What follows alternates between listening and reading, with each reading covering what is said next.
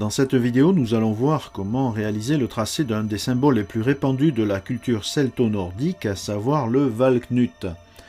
Le mot Valknut provient de deux mots racines, Valr, qui signifie le guerrier tombé sur le champ de bataille, et Knut, qui exprime la notion de lien et de nœud.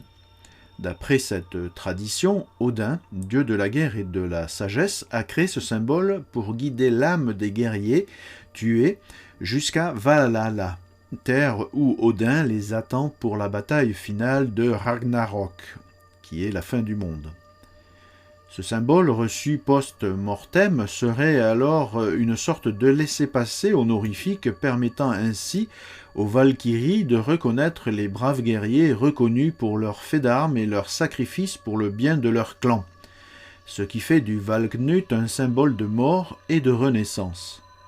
À travers ces trois triangles entrelacés, le Valknut témoigne de l'importance qu'accordent les peuples nordiques sur le caractère trinitaire de la vie, ici-bas et au-delà. Il ne saurait être d'ailleurs dissocié de l'arbre du monde, Yggdrasil, gardé par les trois déesses, Urt, le passé, Verdani, le présent, et Skuld, le futur.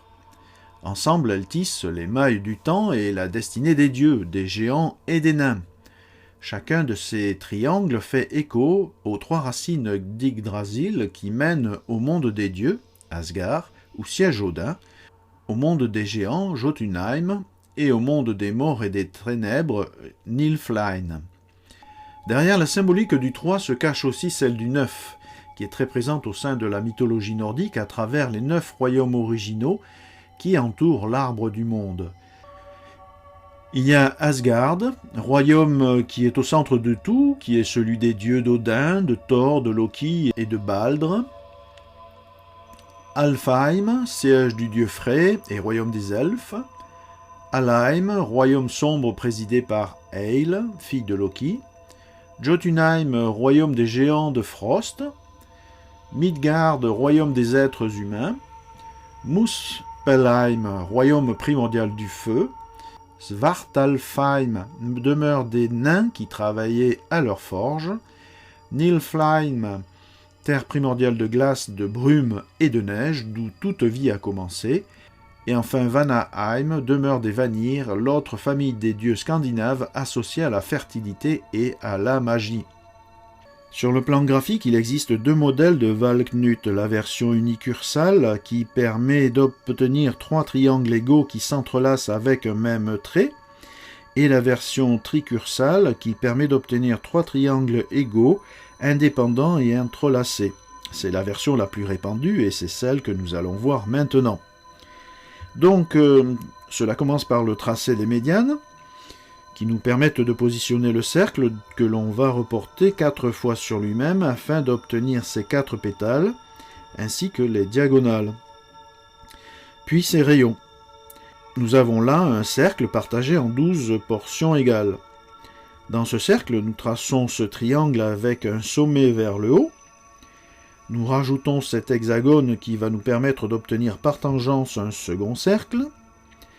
Grâce à ce cercle et au triangle, nous pouvons positionner ces 3 petits cercles qui, à leur tour, vont nous permettre de tracer ces 3 droites afin de dédoubler le grand triangle.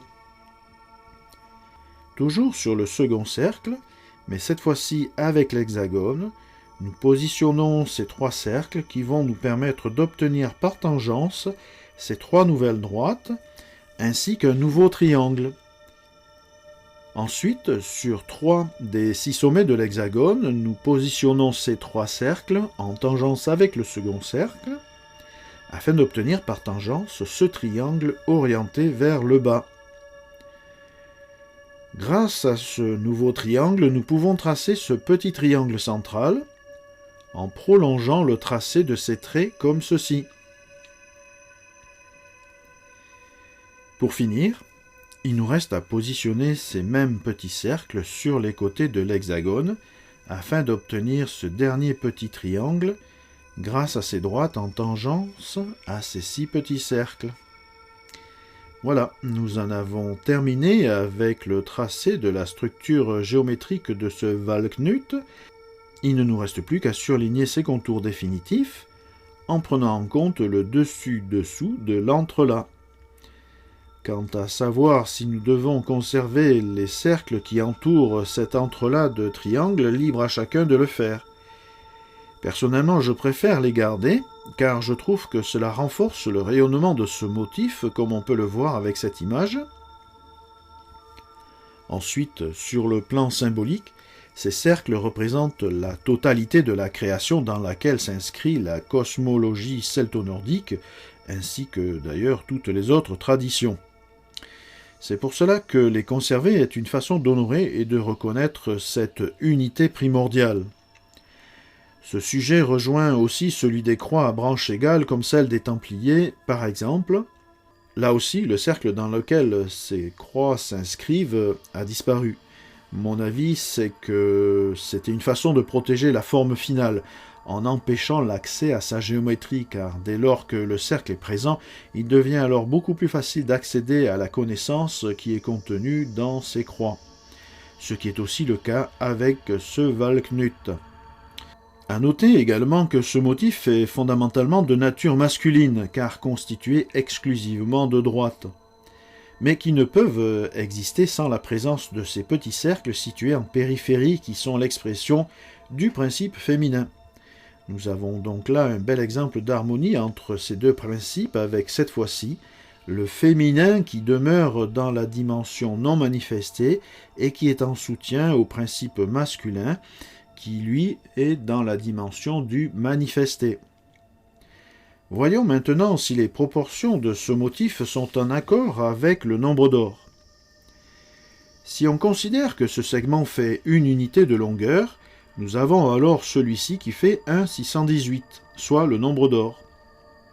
De même que si ce segment fait une unité, nous avons celui-ci qui fait 1/618. Idem avec ces deux segments. Ainsi qu'avec ceux-ci que l'on retrouve plusieurs fois dans ce motif.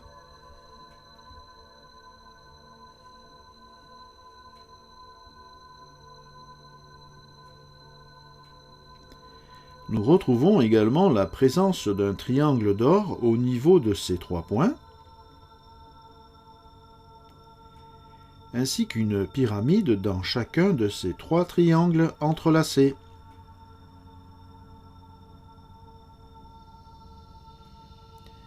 Nous sommes donc en présence d'un motif qui est bien habité par le nombre d'or, ce qui vient confirmer son pouvoir d'attraction et qu'il est bel et bien en conformité avec le dessein divin.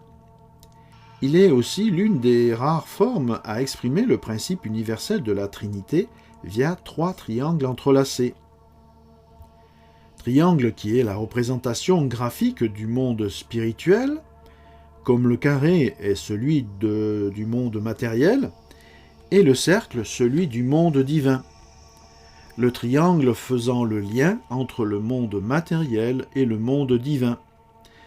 Lien qui est aussi amplifié par cet entrelac et par la présence du 3 avec ces 3 triangles. D'où ce que nous indique cette tradition celto-nordique, que ce symbole a été créé pour guider l'âme des guerriers tués sur les champs de bataille jusqu'à Valhalla, terre où Odin les attend pour la bataille finale du Ragnarok.